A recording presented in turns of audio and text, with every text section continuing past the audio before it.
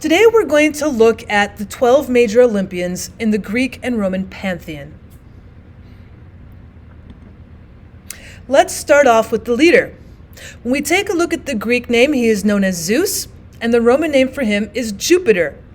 Some of the things that we know about Zeus or Jupiter is that he is the supreme ruler. He's in charge over everything. However, he is not all-powerful. After all, we have other gods who are going to help take care of other things that are going to be on this list. He's also known as a cloud gatherer and lord of the sky. So the Greeks and the Romans thought that he and the other gods lived up in the sky, and he's the one who would bring in the clouds. He is the one who's going to be in charge with the lightning bolts, so thunder and lightning usually was associated with Zeus. He is the lord of the sky. Whatever happens in the sky, that's up to Zeus.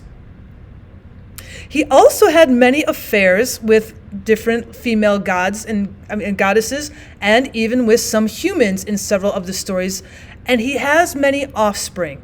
Usually he would have godlike offspring, or at least some sort of demigods, or some sort of heroes, like, for example, Hercules, who's considered human, but he was considered a great hero. So one of the things you usually see with Zeus in his stories is that he's having affairs, he is in love with love, and so he has many children with a lot of different goddesses and human women. He, however, has a wife. Her Greek name is Hera, and she's known by the Roman name Juno. She's also Zeus's sister. So Zeus has a wife and a sister in Hera/Juno. She is known as the protector of marriage. After all, if she is the lead goddess, she should be the one who's going to be in charge of the family. She's the one who's going to be the female in charge. And so usually people in the Greek and Roman times would look at Hera as a protector of marriage, giving the women that sort of household dignity, that household definition. Because Zeus has a lot of affairs with other women, she's a little jealous about that. She doesn't like that he goes off and has affairs with other women, and so she's quite vindictive. A lot of times when she finds out that Zeus has had an affair with somebody, instead of going after him, she has a tendency to go after the women. She has a tendency to punish the women who got into an affair with Zeus. The next powerful Greek we're looking at, his Greek name is Poseidon, and his Roman name is Neptune. Now, if we have Zeus, Jupiter, being in charge of the sky, lord of the sky, Poseidon, Neptune, is the lord of the sea. Now, Poseidon is Zeus's brother. He's known as the earth shaker. So even though he's in charge of the sea, because a lot of times the Greeks and Romans thought that the seas and their currents were kind of in charge of the entire earth, he is known as the earth shaker. So if we have some sort of earthquakes or volcanoes, or if we were having trouble on the oceans or the seas, Poseidon was the one we were going to ask for help. Now, even though in my picture he's got white hair, he's usually presented as a old gentlemanly figure. Because he's usually represented being part of the sea, he usually has the blue sea hair. Always he has his trident with him. That is a three-pronged spear, as you can see in the picture. And he's very important and very powerful, specifically to the Greeks, because the Greeks were seafaring people. If you take a look at the country of Greece, they have an awful lot of seaports even to this day. So Poseidon, I don't want to throw any hazing at Zeus, but Poseidon was more important to them than Zeus or Hera or any of the other gods were. Poseidon was a very fearful and a very reverent god to the Greeks. Our next god would be Hades. That would be his Greek name. And his Roman name was known as Pluto. So if we have gods of the sky and gods of the sea, we also have to have a god of the underworld, and that would be Hades. Hades is also Zeus's and Poseidon's brother. He's known as the king of the dead. So if we are going to be alive and we're going to be worshiping Poseidon at the sea and the earth shaker, and we're going to be worshiping Zeus, who's the god of the sky, we know one day we have to go meet Hades because he's the god of the underworld. So we're going to quite fear him as well. He has this three-headed dog, Cerberus, who will meet you at the gates of hell. It's one of the first monsters that you would meet. He's usually shown as a very vindictive, very aggressive dog, except for when he's around Hades, because then he kind of looks more like a familial pet. And Hades is not considered evil. Yes, he's god of the underworld. Yes, he's in charge of the dead. So there's this sense of foreboding, this sense of him being terrible. But he's not an evil person. Everybody eventually has to be dead, and some people don't make it into the heaven or the paradise or the Eden that the gods would have. So the rest of us would have to go to the god of the underworld.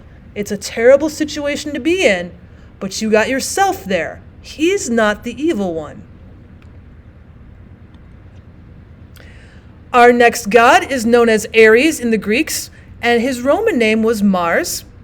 He is the god of war. The Greeks and the Romans had a tendency to expand their empires, and so a lot of times they went off to battle and they would have to defend themselves as well. And so we had a god in order to help us with war, and that was Ares or Mars. He is the son of Zeus and Hera. He's considered a blood-stained god. While the gods are immortal themselves and they cannot be hurt, he had a tendency to actually have a lot of bloodstains on him. A lot of people would worship and fear him because of the amount of blood that would run for him. Usually, if we're looking for a quote-unquote bad guy in the god pantheons, it is not Hades. Hades is terrible, but he's not evil. Because he's the god of war, usually Ares/Mars is the most hated god. He's the one that brings death and destruction. He's the one that brings war. And he has an animal that is usually associated with him as well. Whereas we have Hades having Cerberus, the three-headed dog, the symbol of Ares or Mars is usually the vulture. And that would be because after a battle, if you looked at the battlefield where the dead and dying were, vultures would usually be around in order to work their way through the dead. They would actually start eating upon the dead bodies there. And so usually people would associate the vulture with Ares. Our next god in his Greek is known as Hermes, and in his Roman name he is known as Mercury. He is the messenger god. Zeus is a little busy, so if he wants to discuss something with the heroes, say if he wants to send Odysseus a message, he would use Hermes in order to do it. Now Hermes, because he's a messenger, he better be pretty fast, and so usually he's represented by his winged sandals. Usually he's got wings on other things, like you can see in his picture. He might have a cap, or he might have some sort of charms. He usually has a symbol of wings on him somewhere. He's also known as Quicksilver. And so a lot of times if you're looking at Hermes or Mercury directly, that's what we call him. But if people were asking to have as much talent as Hermes and were worshiping the god Hermes, they would ask for his Quicksilver so they could be as fast and quick as him. And of course, since he's a messenger, he's quite graceful and swift. He's very quick in giving you his message. Our next god, his Greek name is known as Apollo, and fortunately for us, we can have the same Roman name. He's Apollo in both. Well, why does he get to have the same name? How important is he? Well, Apollo is the god of light and truth. If you're talking about education, if you're talking about learning, the effect of evolving as a race or as a person individually, you would worship Apollo. Usually when we looked at education back in the Greek and Roman times, if we were going to discuss literature or philosophy, most of the time, in order to remember that, they'd put that philosophy or literature to music or in a poetry sense of form. So Apollo is mostly known as being a god of music and poetry, and that's why when you see him, usually his symbol is the golden lyre. Except for Apollo, usually it represents all education. So he's also going to represent math and the sciences as well, but usually we coordinate him with music and poetry. Now, he has the oracle at Delphi. If people wanted to come and seek light and truth, if people wanted to talk about philosophy, or if they were looking for some sort of answer from the gods, they would go to the oracle at Delphi and worship the god Apollo in the hopes that he would either send down Hermes or they would get some sort of kind of feeling from the god of light and truth.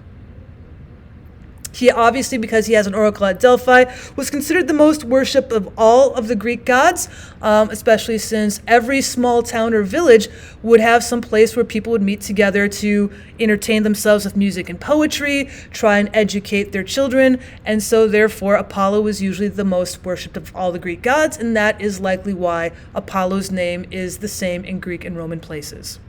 He has a twin. He is a twin, and he is the twin brother of Artemis. So let's move on to Artemis, his twin sister.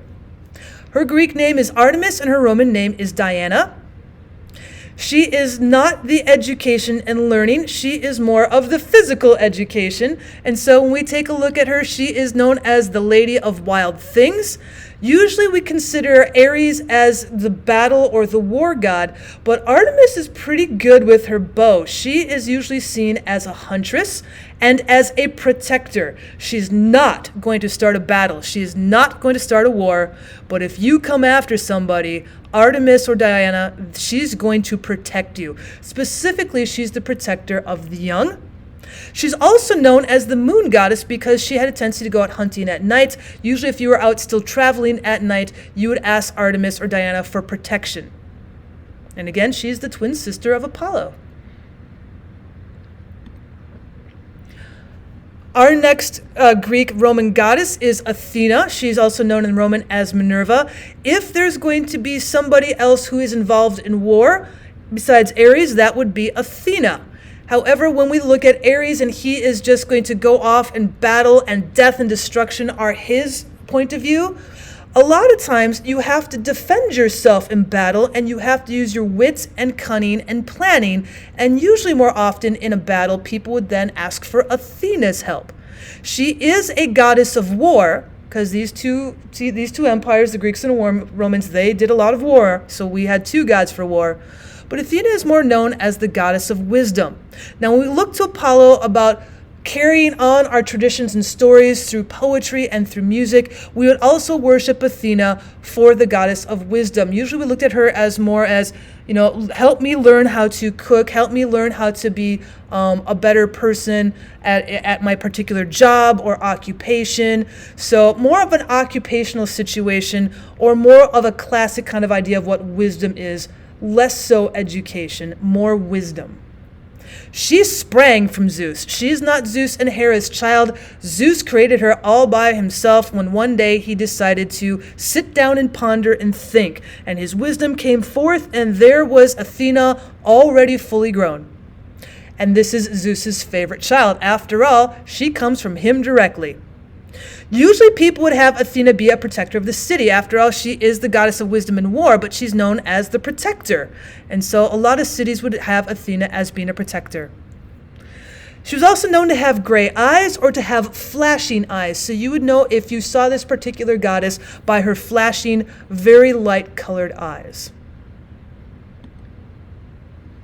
Another one of our goddesses is Hestia. Her Roman name is known as Vesta, and she's the goddess of the hearth and home. So if you wanted to keep a good home, if you wanted to know how to sew or how to cook well, if you wanted to know how to get your servants to work well for you, you would be calling upon Hestia or Vesta in order to get the home all in order.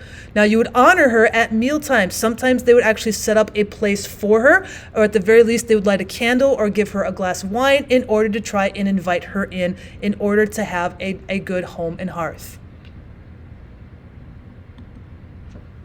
Our next god is Aphrodite. That is her Greek name. Her Roman name is Venus.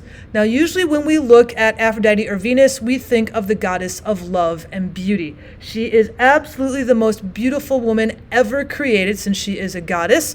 However, she is also known as a trickster goddess. A lot of times she would trick men into falling in love with her, even though she wasn't in love with them. And she absolutely loves laughter. She's not trying to hurt or to spite people, but she was a bit of a trickster. She wanted to pull pranks. Now, she is sprung from the foam of the sea, so this isn't exactly Poseidon's child per se, but that is where she came from, fully created, and she's married to Hephaestus. So our next god is Hephaestus. He is known as Vulcan. It's a kind of an opposites attract when she is married to Hephaestus, whereas we have got Aphrodite or Venus being the most beautiful goddess in the known history.